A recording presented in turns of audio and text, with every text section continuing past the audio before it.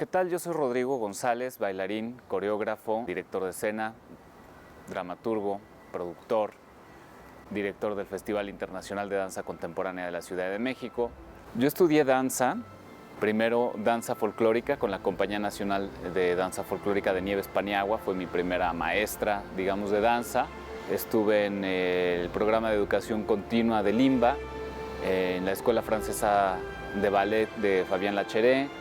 Entonces tuve como personajes muy importantes que me fortalecieron mucho en esta carrera. Después conocí a Guillermo Arriaga, con quien además hicimos una compañía de danza contemporánea, entonces todas las referencias históricas, teatrales, dancísticas, de repertorios, de visión, de instituciones, de institucionalidad incluso, pues viene como por esa beta. Llegué con Nieves Paniagua, que es amiga de mi familia, joven. Yo no me di cuenta en qué momento, igual que ha hecho creo que con todas las generaciones que han pasado por esa compañía, no sabes en qué momento te transforma en un bailarín. ¿Qué dificultades hay en la danza? Bueno, pues muchísimas, todas, ¿no?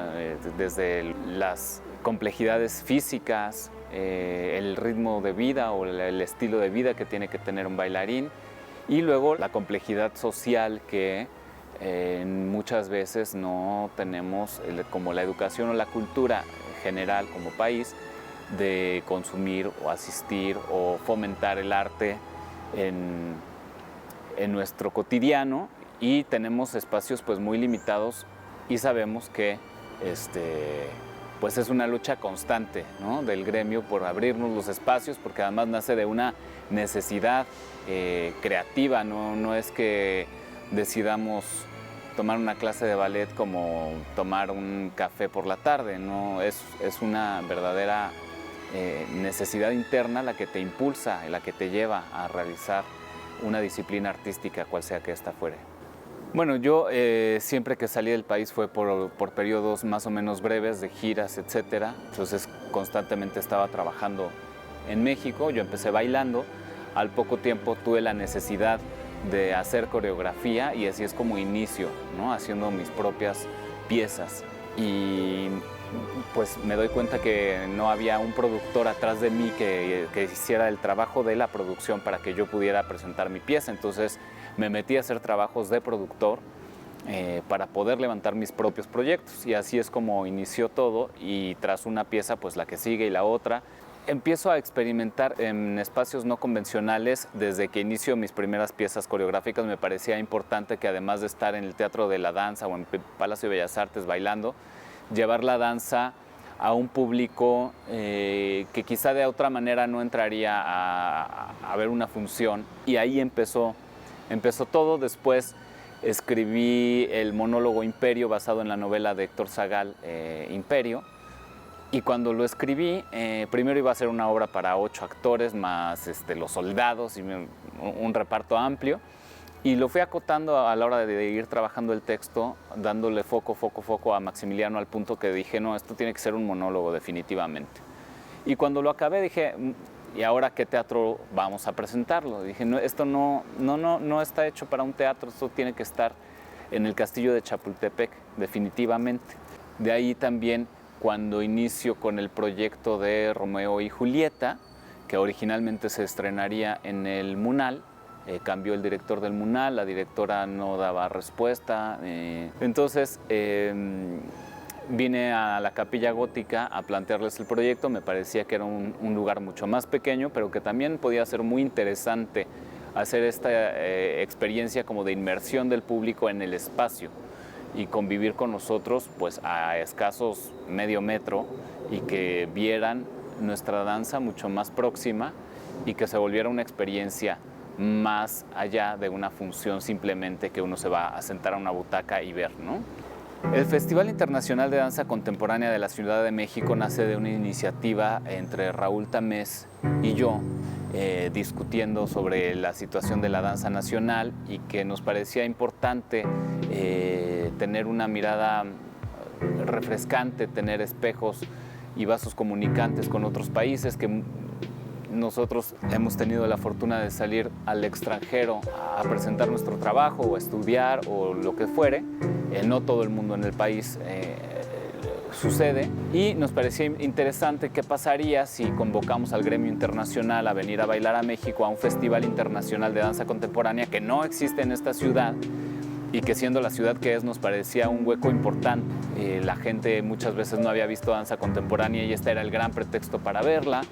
Y desde luego la danza que se hace en México, que también hay danza muy bien hecha, y que no se trata de un encuentro de comparación, sino de enriquecimiento y de compartir y de integración y de diálogo. También este año se sumó Anna Konchetsky de Alemania y Elio Gervasi de Austria a montar piezas en México con bailarines mexicanos y combinando con bailarines de sus países, y eso también enriquece el intercambio cultural y me parece que lo fortalece de manera muy importante. Es muy bello ver pues, que los bailarines mexicanos están al nivel de cualquier bailarín alemán, austriaco, italiano o de donde venga, y que lo que necesitamos es impulso, infraestructura y condiciones para hacer nuestro trabajo, porque talento en el país sobra. La danza es...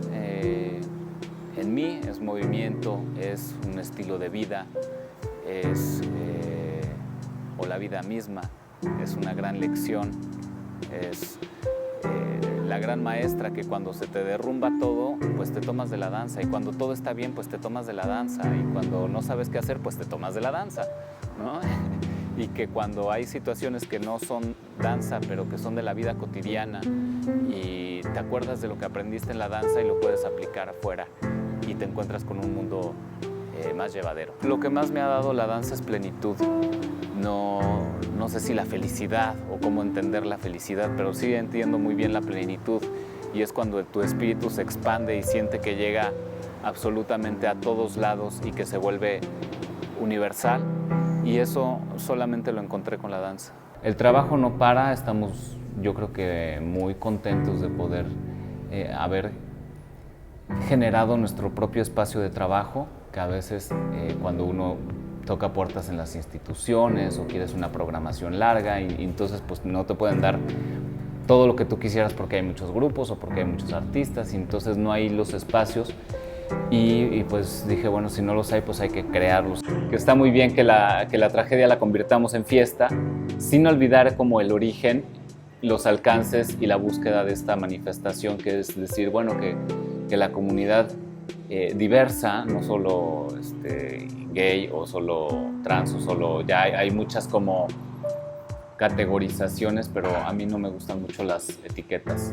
Creo que la sexualidad es un universo inexplorado, y en cada persona sucede ese universo de manera muy distinta y muy particular, ¿no? Y creo que fuera las etiquetas, entiendo que se necesitan como para entender y ponerle un nombre a la realidad y categorizarla, pero creo que esa búsqueda del respeto, sobre todo, es una búsqueda de respeto a la forma de ser o a la existencia del otro, es lo que subrayaría yo, y que se cambien estos discursos como de tolerancia, ¿no? Es que hemos ganado mucha tolerancia, pues toleras a tu mamá que te cae mal, ¿no? Pero no, es decir, es un derecho del otro, no es que una persona sea tan buena gente que le permite al otro existir, pues no, el otro existe más allá de las expectativas del primero, entonces es un tema de derechos universales, ¿no? Que cada quien tiene el derecho de ser, siempre y cuando no afecte a un tercero, como se le plazca y como necesite y como sea. No es, a veces se plantea que es una elección, y pues no, es una realidad. La elección es aceptar la verdad o no aceptarla.